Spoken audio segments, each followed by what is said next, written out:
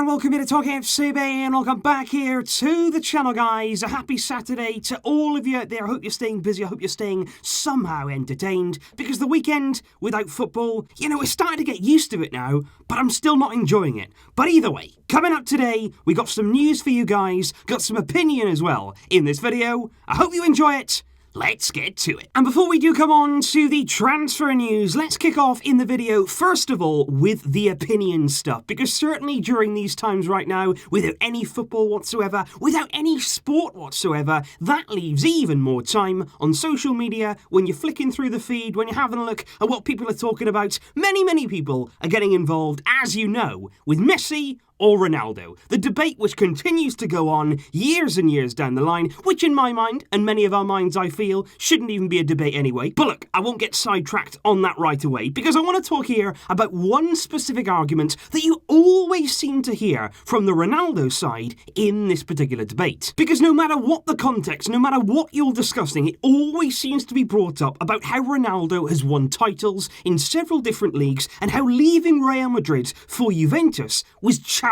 himself. And many people will say Messi would never challenge himself like that. Messi would never go from Barcelona to Juventus. Yeah, because moving to the most dominant team by a country mile in Italy, that's one hell of a challenge. But either way, Messi is always criticised for staying loyal to Barcelona in Spain, where even right now, he's having to carry the team, as he has done for several years, but he's still regarded to have easy surroundings, which I always feel is a really funny argument, because think about it there with Ronaldo and Messi, when they were directly alongside each other in La Liga, playing in two of the world's biggest teams. Messi at Barcelona, Ronaldo at Real Madrid. That was the perfect environment. That was perfect lab conditions to put them against each other. Same league, very good teams both of them were in. And look, Ronaldo in his time in Spain only managed 2 solitary La Liga titles during 9 seasons with Real Madrid. He only won the league there 2 out of 9 times over the course of those seasons. Doesn't sound that easy to me. If La Liga here is some sort of easy league, if it's sort of wherever Ronaldo goes, he wins the league, well, how did he only win 2 during his time with Real Madrid? But anyway, going away from my opinion, I want to bring you here a very interesting take from one particular pundit who came out yesterday, and I thought what he said was really refreshing, because he actually came out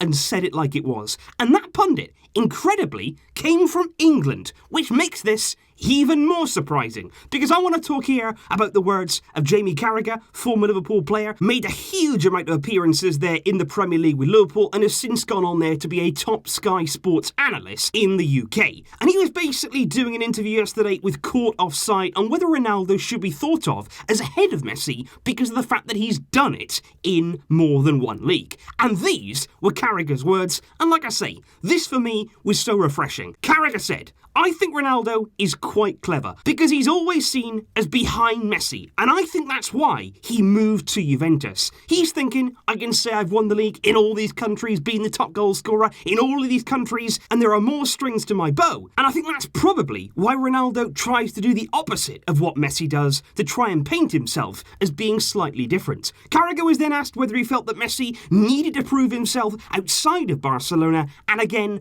a really refreshing answer. He said, "It's just stupid. It's absolutely daft. He's at the top club, he's the best player there, and he's the best player in all of Europe. I didn't think any less of Franco Baresi, of Paolo Maldini, just because they never left AC Milan. So that's not going to change my opinion on Lionel Messi not leaving Barcelona. Because, I mean, why would you leave Barcelona? The best show up against the best on the biggest occasions, and that's what he does. So I don't really listen to other people's opinions. Fair play to Ronaldo, and well done for what he's done. But that's not something you can criticise Messi for. I don't wish to bash Ronaldo, I don't wish to criticise Ronaldo, but when you're pitting the two against each other, just talk about the football. There's no need to constantly say, well, Ronaldo's gone to another league, Ronaldo's done it in another country. Let's look at the clubs he's been at. Manchester United, at the time, the dominant force in the Premier League. Real Madrid, of course, they're a super club in Spain, and then Juventus. He's hardly going there to mid-table clubs and suddenly transforming them into league winners.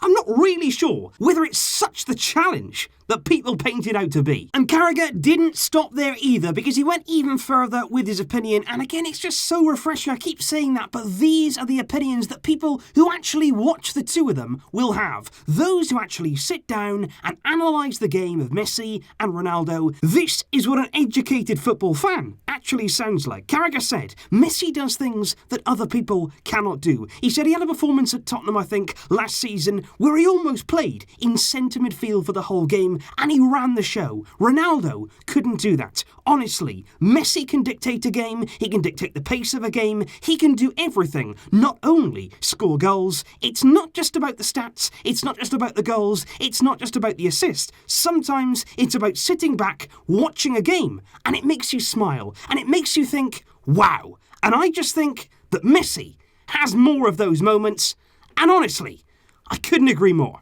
But if we do now move on to the transfer news, which of course it was only a matter of time before we once again came onto the topic of Neymar Jr. And I do have a really interesting point to bring you here from this saga, which again is developing ahead of that summer transfer window. Because I'm going to bring you here the story that Barcelona have reportedly completely changed their approach when it comes to trying to sign Neymar in the coming transfer window. With Sport here claiming that Barcelona have told Neymar to forget about using the FIFA clause to force his exit from Paris Saint-Germain this summer, and instead they want to try to negotiate with the French club. Now, on that FIFA clause, that was deemed to be the way that Barcelona could actually get their hands on Neymar this summer, because that is a clause there that's in place to allow players who spent 3 or more seasons at their club to essentially break their own contract, providing they pay compensation to their club, a fee that will be set there by FIFA, and that was going to be Barcelona's way of getting Neymar out of Paris. But intriguingly, sports say now that Barcelona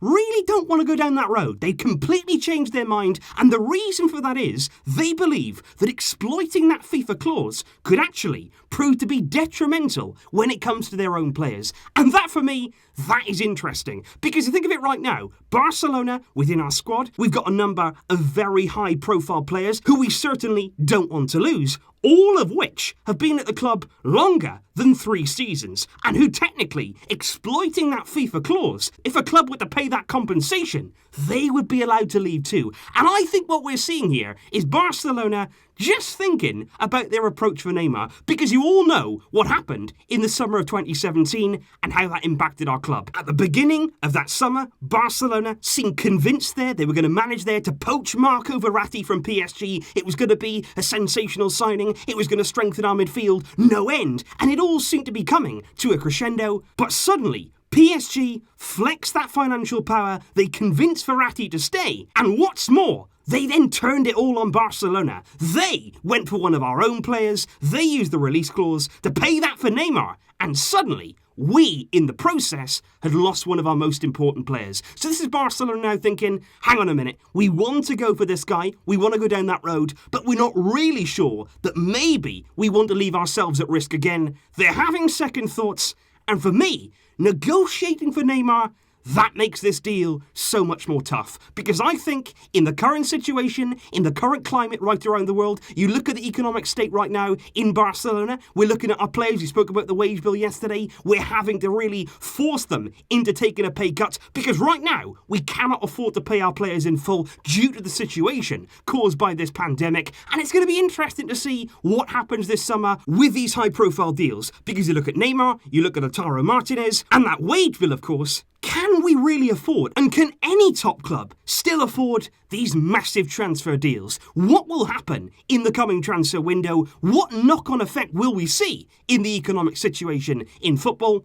It's going to be interesting, it's going to be fascinating, and potentially it could prove to be an obstacle when we're going down the Neymar route. So that there, guys, is just something to keep you entertained for today and something to mull over on your Saturday afternoon. Of course, that Messi or Ronaldo debate is something that will go on longer and longer and longer, probably until they both retire. And even when they do retire, we will still be hearing about it. But I just don't like that argument there about Messi needing to prove himself away from Barcelona. I don't get that at all, and it seemed like it's only applied to him. Because like Carragher says, the likes of Maldini, Baresi, they didn't have to do that. Many players before them didn't have to do that either. But when it comes to Messi, suddenly people start to change the goalposts. Let me know all of your thoughts in the comments down below, as well as our approach for Neymar Jr. What route should we go down, if any? And also, guys, given the current situation, I probably will have the chance once again to complete Foot Champs this weekend. So if you did enjoy my pack opening video that I did back on Thursday, let me know if you'd like me to do that once again after this weekend. I'll keep you updated on how I'm getting on, and of course keep your eyes peeled for plenty more career mode. That's going to keep coming. I really do appreciate your support. Thanks for all of that on all of my videos. I will see you soon, of course, with more to come. I've got to keep you guys entertained. That is my duty. But until next time, as always, Visca el Barça.